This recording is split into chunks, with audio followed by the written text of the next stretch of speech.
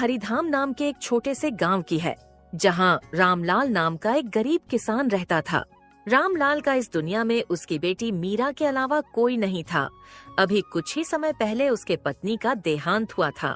पत्नी के देहांत के बाद रामलाल को अपनी बेटी की परवरिश और घर चलाने की जिम्मेदारी अकेले ही निभानी थी। रामलाल के पास एक छोटा सा खेत था, जिसमें वह मेहनत करके किसी तरह से अपने और अपने बेटी के लिए जरूरी साजो सामान का इंतजाम करता था। ये उस समय की बात है जब गांव में भयंकर सूखा पड़ा था। गांव में सभी की फसल पूरी तरह से बर्बाद हो चुकी थी। फसल बर्बाद होने के कारण रामलाल के पास अब कमाई का कोई जरिया नहीं था। उसके पास जो बचे कुचे पैसे थे वो भी खत्म हो चुके थे। रामलाल के पैसों के परेशानी के कारण उसने कुछ समय से मीरा के स्कूल की फीस भी नहीं भरी होती है। इसी चिंता से रामलाल घर के बिस्तर पर परेशान होकर बैठा होता है। तभी उसे परेशान देख उसकी बेटी मीरा उसके पास आती है।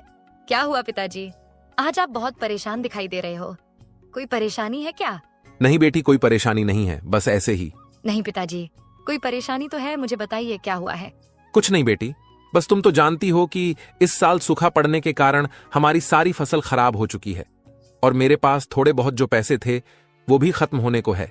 इसीलिए अगली फसल तक घर किस तरह चलाऊं, ये चिंता मुझे खाए जा रही है। पिताजी, आप चिंता क्यों कर रहे हो?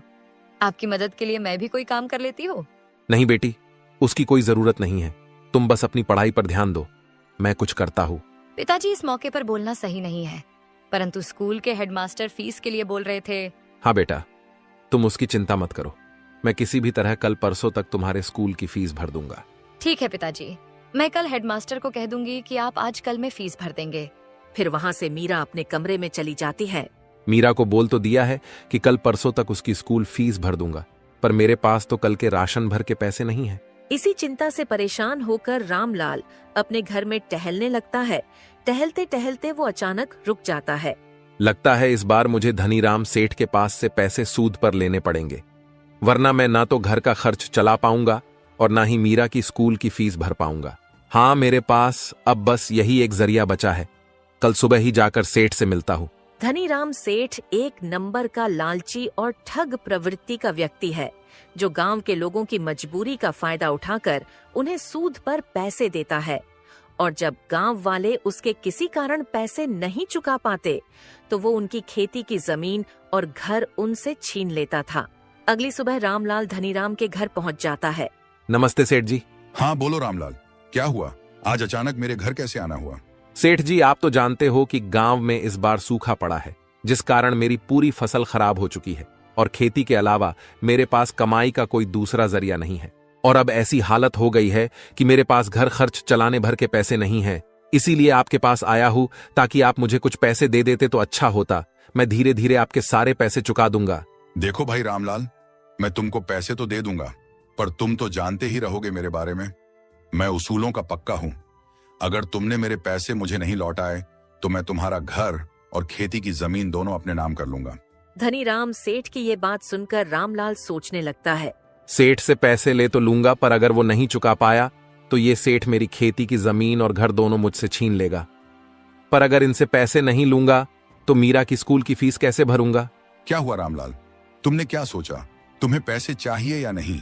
चाहिए सेठ जी, मुझे अभी इन पैसों की बहुत जरूरत है। सेठ उसे पैसे दे देता है। धन्यवाद सेठ जी, मेरे पास पैसे जैसे जैसे आते जाएंगे मैं आपके वैसे वैसे सारे पैसे चुका दूंगा। वो सब तो ठीक है, पर मेरी बातें याद रखना कि अगर तुम पैसे नहीं चुका पाओगे तो मैं तुम्हारा घर और जमीन दोनों तुमसे अपने नाम करवा लूंगा। ठीक है सेठ जी। रामलाल फिर वहाँ से अपने घर के लिए निकल जाता है। घर पहुंचकर सबसे पहले वो अपने बेटी मीरा को बुलाता है। मीरा बेटी, यहाँ आना तो जरा। पिता की आवाज सुनकर मीरा वहाँ आती है। हाँ बोलिए पिताजी, आपने मुझे बुलाया क्या? हाँ बेटी, वो तुम कल स्कूल की फीस का बोल रही थी ना, वो मैं लेकर आया हूँ। पिताजी, पर कल आप बोल रहे थे कि आपके सारे पैसे खत्म हो चुके हैं, फिर आप ये कहाँ से लाए? बेटी, ये पैसे मैंने धनीराम सेठ के पास से सूद पर लिए हैं।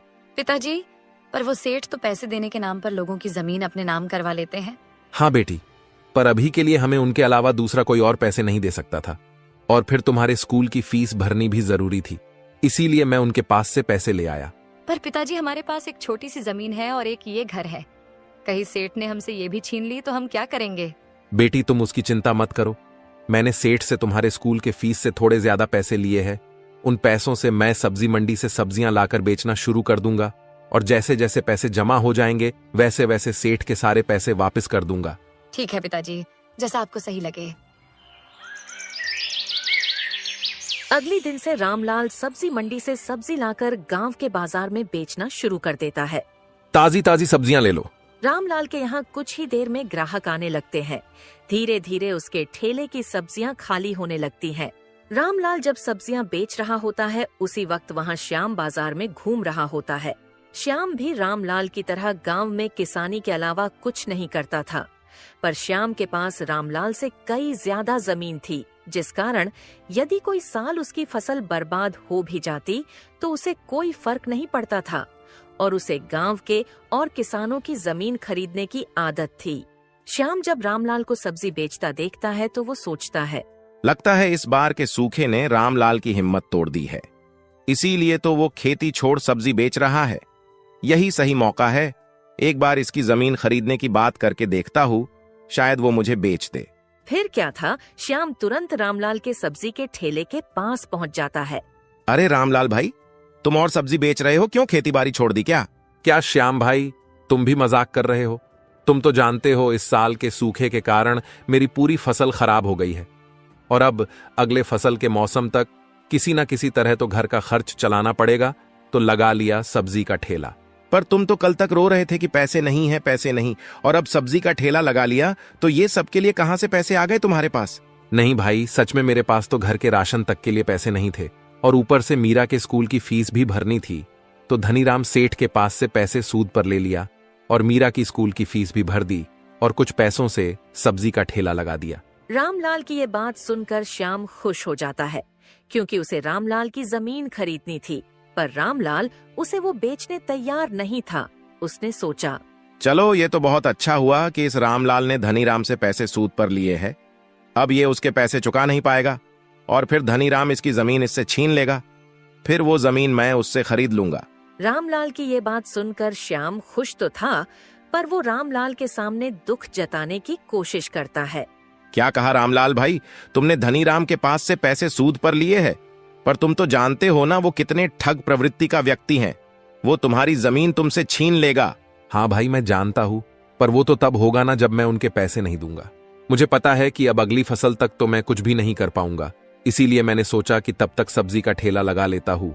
इससे जो मुनाफा होगा उसमें से कुछ पैसे घर खर्च में काम आएंगे और कुछ मैं बचा बचा कर सेठ को वापस कर दूंगा। रामलाल की ये बातें सुनकर श्याम मन ही मन सोचता है, ये तो सही कह रहा है, इसकी सब्जी की दुकान तो अच्छी चल रही है और अगर आगे भी ऐसा चलता रहा तो ये बहुत जल्द ही धनीराम के पैसे लौटा देगा, और अगर इसने धनीराम के पैसे लौटा दिए तो फिर मैं इसकी वो जमीन कैसे खरीदूंगा। श्याम थोड़ा परेशान तो हो जाता है, पर वो रामलाल के सामने कुछ जाहिर नहीं करता है। हाँ भाई, फिर तो सही है, मैं भी देखता हूँ, अगली फसल तक कुछ ना कुछ कर लेता हूँ। श्याम रामलाल के सामने मीठी मीठी बातें करने के बाद वहाँ से निकल जाता है। थोड़ी दूर पहुंचकर श्याम रामलाल की जमीन हड़पने की नई तरकीब लगाता है। मेरे पास इतना अच्छा मौका था रामलाल की जमीन अपने नाम करने की, पर जिस तरह उसकी दुकान चल रही है फिर तो मैं वो जमीन नहीं ले पाऊंगा। एक काम करता हूँ, धनीराम सेठ से मिलकर रामलाल की जमीन अपने नाम करने की बात करके आता हूँ। फिर क्या था, श्याम वहाँ से धनीराम से मिलने उसके घर की तरफ निकल जाता है। श्याम धनीराम के घर पहुँचते ही उससे सीधे रामलाल के बारे में बात करता है। नमस्ते सेठ जी, क्या हाल है? अरे श्याम भाई, तुम यहाँ और ये मुझे सेठ जी बोलकर मेरा मजाक उड़ा रहे हो क्या? मुझे तो लगता है मुझे तुम्हें सेठ बोलना चाहिए। मुझसे ज्यादा जमीन तो तुम्हारे पास होगी। कहा धनी भाई, बस गिन चुनकर 5-10 होंगी। भाई तुम्हारी बात सुनकर तो मुझे वो मुहावरा याद आ गया। कौन सा मुहावरा भाई? भाई वही बोलते हैं ना, हाथी के खाने के दांत अलग होते हैं और दिखाने के अलग। बस भाई मजाक छोड़ो, मैं तुम्हारे पास एक बहुत जरूरी काम से आया था। बोलो भाई, क्या काम था? मैंने सुना है उस रामलाल ने तुमसे पैसे सूद पर लिए हैं। हाँ भाई, अभी कल ही तो लेकर गया वो मुझसे पैसे। क्यों, नहीं देना था क्या? उसे तुमने बताया था ना कि अगर वो तुम्हारे पैसे नहीं लौट आएगा तो तुम उसकी जमीन अपने नाम करवा लोगे। हाँ, मैंने उसे पैसे देने से पहले और पैसे देने के बाद अच्छे से समझा दिया था कि अगर उसने मुझे पैसे समय से नहीं लौटाए तो मैं उसकी खेती की जमीन के साथ साथ उसका घर भी अपने नाम कर लूंगा। ये बहुत सही किया तुमने। क्या हुआ श्याम भाई, कहीं तुम्हें उसकी जमीन तो नहीं चाहिए? हाँ भाई, तुम एकदम सही समझे, मुझे उसकी जमीन चाहिए थी। मैंने कई बार उसे वो मुझे बेचने का प्रस्ताव दिया था, पर वो हमेशा मना कर देता था। पर इस बार अच्छा मौका है उसकी जमीन अपने नाम करवाने का। तो अब तो तुम्हें उससे उस जमीन की बात करने की जरूरत ही नहीं पड़ेगी, क्योंकि कुछ ही दिनों में उसका मालिक मैं बन जाऊंगा। तो फिर सीधा मुझसे बात करो उस जमीन की। नहीं भाई, तुम्हें इतना खुश होने की जरूरत नहीं है। वो तुम्हें अपनी जमीन इतनी आसानी से नहीं देगा, मैं जानता हूं उसे। क्या बात कर रहे हो भाई? इस बार तो सूखा पड़ चुका है और अगली फसल की तैयारी करने में अभी बहुत समय है, तो वो मुझे पैसे कैसे चुका पाएगा? मैंने भी जब सुना कि उसने तुमसे पैसे लिए हैं तो मुझे लगा मैं अब सीधा तुमसे जमीन खरीद लूंगा। पर उसने तुमसे जो पैसे लिए हैं उनसे गांव के बाजार में सब्जी का ठेला लगा लिया है, और मैं खुद देख कर आ रहा हूं, वो बहुत अच्छा चल भी रहा है। और अगर इसी तरह उसकी सब्जियां बिकी तो वो कुछ ही दिनों में तुम्हें तुम्हारे पूरे पैसे वापस कर देगा। श्याम की बात सुनकर धनीराम भी थोड़ा चौंक जाता है। क्या कहा श्याम भाई तुमने? अगर ऐसा हुआ फिर तो उसकी जमीन और घर दोनों मेरे हाथ से चले जाएंगे। नहीं भाई, मेरे पास एक तरकीब है जिससे तुम्हें तुम्हारे पैसे भी मिल जाएंगे और उसका घर भी, पर उसके बदले तुम्हें मुझे उसकी जमीन देनी पड़ेगी। मुझे मंजूर है भाई, बताओ क्या तरकीब है? भाई, कोई बहुत बड़ी तरकीब नहीं है।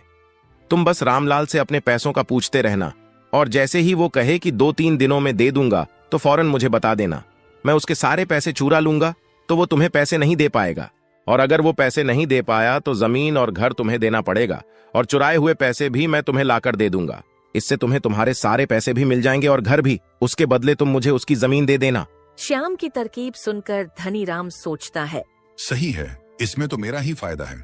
चोरी भी श्याम करेगा और मुझे मेरे पैसे भी मिल जाएंगे, और साथ ही साथ रामलाल का घर भी। मुझे मंजूर है श्याम भाई, मैं थोड़े थोड़े दिनों में रामलाल से पैसों के बारे में पूछता रहूंगा, और जैसे लगेगा कि उसके सारे पैसे जमा हो गए मैं फौरन तुम्हें बता दूंगा। फिर क्या था, श्याम वहाँ से अपने घर के लिए निकल जाता है। अगले दिन धनीराम रामलाल से मिलने बाजार जाता है।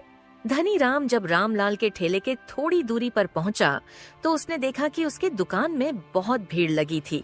इतनी भीड़ को देख धनीराम कहता है, सही कह रहे थे श्याम भाई, इस रामलाल की सब्जी की दुकान तो बहुत अच्छी चल रही है। ऐसे में तो वो मेरा सारा पैसा बहुत जल्द ही लौटा देगा।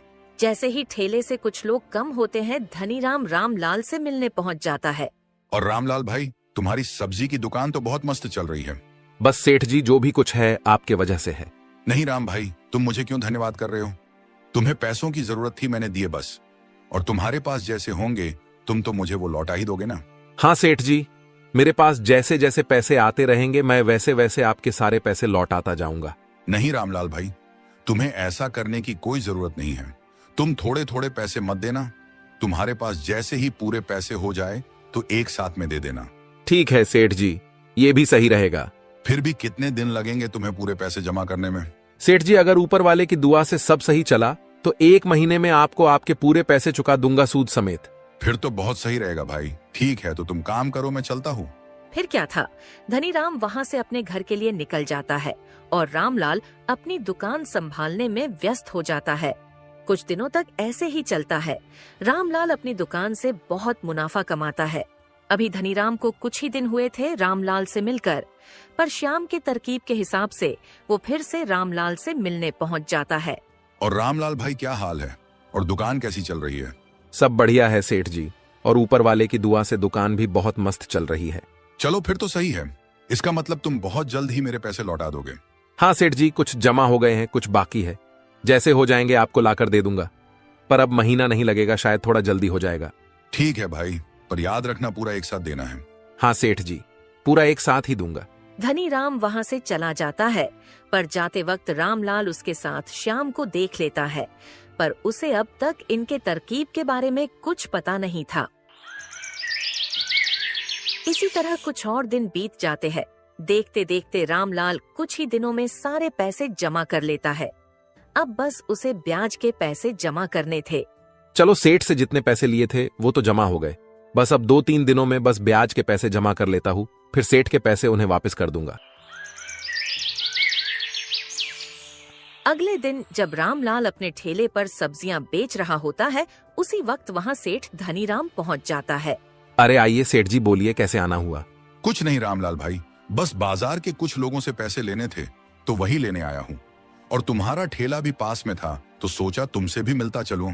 और बताओ भाई, क्या हुआ, मेरे पैसे जमा हो गए या अभी समय लगेगा? धनीराम सेठ से फिर से अपने पैसों के बारे में पूछता देख रामलाल सोचता है।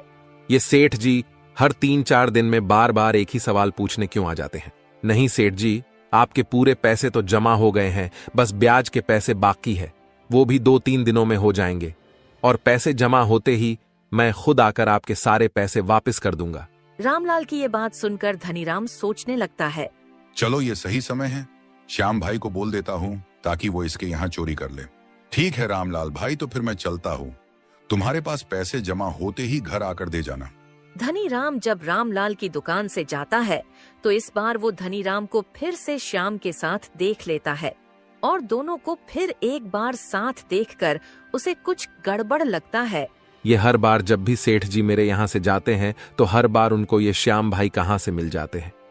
कहीं तो कुछ गड़बड़ है, एक बार इन दोनों का पीछा करके देखता हूँ। फिर क्या था, रामलाल भी उन दोनों के पीछे पीछे चला जाता है। रामलाल की दुकान से थोड़ी दूरी पर आकर धनीराम और श्याम दोनों रुक जाते हैं और आपस में बात करने लगते हैं। उन दोनों से थोड़ी ही दूरी पर छुपकर रामलाल दोनों की बातें सुनने लगता है। क्या हुआ धनीराम भाई, और कितने दिन लगने वाले हैं इस रामलाल को पैसे जमा करने में? भाई तुम आज रात की तैयारी कर लो। रामलाल के घर से पैसे चुराने की, क्योंकि उसने रकम जमा कर लिया है, बस ब्याज के पैसे जमा करना बाकी है। क्या कह रहे हो धनीराम भाई? यानी रामलाल ने तुमसे जितना लिया था उतना पूरा जमा कर लिया? हाँ भाई, बस ब्याज के पैसे बाकी हैं।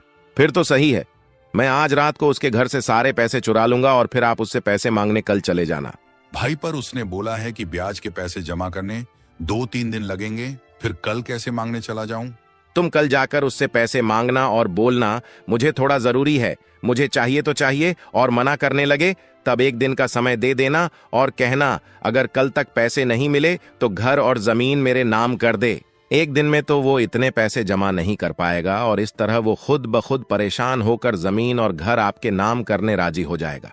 वाह भाई, क्या बात है, क्या दिमाग लगाया है तुमने। ठीक है, तो तुम आज रात की तैयारी करो, मैं कल की तैयारी करता हूँ। वही दूर खड़े रामलाल ने दोनों की सारी बातें सुन ली थीं। ये क्या, ये दोनों तो मिलकर मुझसे मेरी मेहनत की कमाई और घर जमीन हड़पने की साजिश कर रहे हैं। रामलाल को कुछ नहीं समझ रहा था, इसीलिए वो फौरन वहाँ से अपने घर पहुँच जाता है। रामलाल बहुत गहरी चिंता में अपने घर के बिस्तर पर बैठा होता है, तभी वहाँ उसकी बेटी मीरा आती है। क्या हुआ पिताजी, आप इतनी चिंता में क्यों हो? कोई परेशानी है क्या? हाँ बेटी, एक परेशानी तो है। रामलाल अपनी बेटी मीरा को पूरी बात बता देता है जो उसने धनीराम सेठ और श्याम को एक दूसरे से कहते हुए सुना था।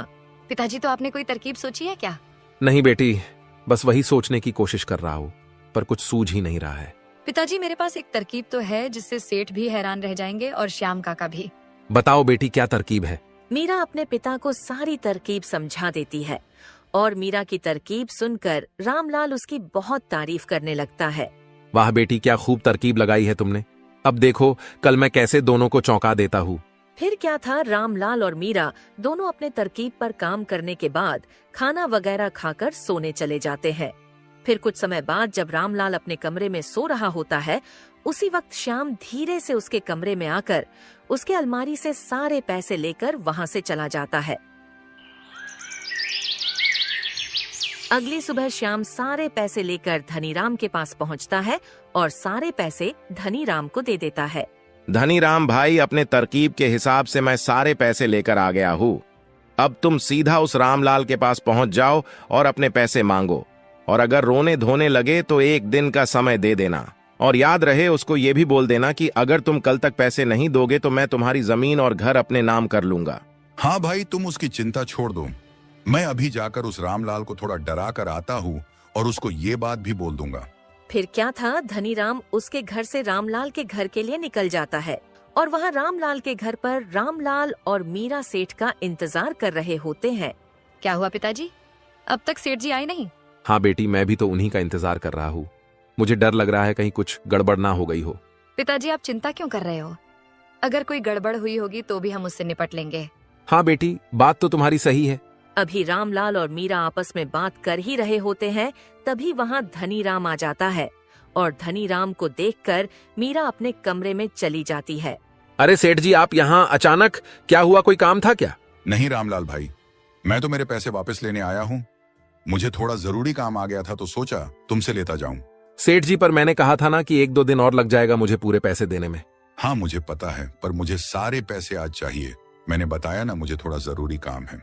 सेठ जी, आप जरा यही रुकिए, मैं एक बार देखता हूँ मेरे पास कितने पैसे हुए हैं। अगर पूरे हो गए होंगे तो मैं लेकर आता हूँ। रामलाल वहाँ से अपने कमरे में चला जाता है और धनीराम वहीं रुककर उसका इंतजार करने लगता है। थोड़ी देर के बाद रामलाल दौड़ता हुआ अपने कमरे से आता है। सेठ जी, एक समस्या हो गई है। समस्या? कैसी समस्या हो गई है रामलाल भाई? सेठ जी, मैंने सारे पैसे अपने कमरे की अलमारी में रखे थे। लगता है किसी ने सारे पैसे चुरा लिए हैं। क्या कहा रामलाल भाई? पैसे चुरा लिए हैं? कहीं तुम झूठ तो नहीं बोल रहे हो ताकि मुझे पैसे ना देने पड़े? नहीं सेठ जी, मैं झूठ क्यों बोलूंगा। सच में मैंने सारे पैसे अपने कमरे के अलमारी में रखे थे और मुझे झूठ बोलकर क्या मिलेगा। आज नहीं तो कल मुझे आपको आपके पैसे तो लौटाने ही पड़ेंगे ना। धनीराम अंदर ही अंदर बहुत खुश हो रहा होता है। चलो सही है, सब श्याम भाई के तरकीब के अनुसार हो रहा है। अब इसको थोड़ा और डराकर कल तक की मोहलत देकर यहाँ से निकलता हूँ। देखो रामलाल भाई, मुझे ये सब कुछ नहीं सुनना है। मुझे मेरे पैसे चाहिए और अगर तुम अभी नहीं दे सकते तो मैं कल सुबह आ जाता हूँ। पर कल मैं कोई बहाना नहीं सुनूंगा। और अगर तुम कल मुझे मेरे पैसे नहीं दोगे तो तुम्हें कल तुम्हारा ये घर और तुम्हारी खेती मेरे नाम करना होगा। धनीराम की ये बात सुनते ही दूसरे कमरे से मीरा निकल कर आती है। क्या हुआ पिताजी? कहीं आप सेठ जी के पैसे तो नहीं ढूंढ रहे थे अपने कमरे में? हाँ बेटी, मैं वहीं ढूंढ रहा था अपने कमरे में, पर लगता है रात को किसी ने अलमारी से सारे पैसे चुरा लिए हैं। पिताजी, शायद आपकी याददाश्त कमजोर हो चुकी है, क्योंकि आपने तो सारे पैसे मुझे दिए थे रखने के लिए। ये लीजिए, पैसे और दे दीजिए सेठ जी को। अरे हाँ बेटी, मैं तो भूल ही गया था। अच्छा हुआ तुम आज घर पर ही हो, वरना मैं तो सेठ जी को पैसे दे ही नहीं पाता। ये लीजिए सेठ जी, आपके सारे पैसे ब्याज के साथ है, एक बार गिन लीजिएगा। रामलाल धनीराम को उसके पैसे दे देता है। रामलाल के पैसे देते ही धनीराम सोचने लगता है, ये कैसे हो गया? रामलाल के सारे पैसे तो श्याम भाई ने चुरा कर मुझे लाकर दे दिए थे, तो ये रामलाल कहाँ से पैसे लेकर आ गया? क्या हुआ सेठ जी, क्या सोच रहे हो? यही ना कि मैं ये पैसे कहाँ से लेकर आ गया। रामलाल की ये बात सोचकर धनीराम चौंक जाता है। सेठ जी, चौंकिए मत, मैं सब जानता हूँ। आप और श्याम भाई ने मेरी जमीन हड़पने के लिए क्या क्या तरकीब लगाई है, पर आप लोगों की नसीब फूटी समझिए या मेरी अच्छी किस्मत। जो भी हो, मैंने कल आप दोनों की बात सुन ली थी और मेरी बेटी की तरकीब की वजह से रातों रात आप दोनों को चौंकाने का सारा इंतजाम कर लिया था। सेठ जी, श्याम भाई ने जो रुपए आपको लाकर दिए हैं वो सारे नकली हैं। फिर क्या था? धनीराम रामलाल से माफी मांगने लगता है।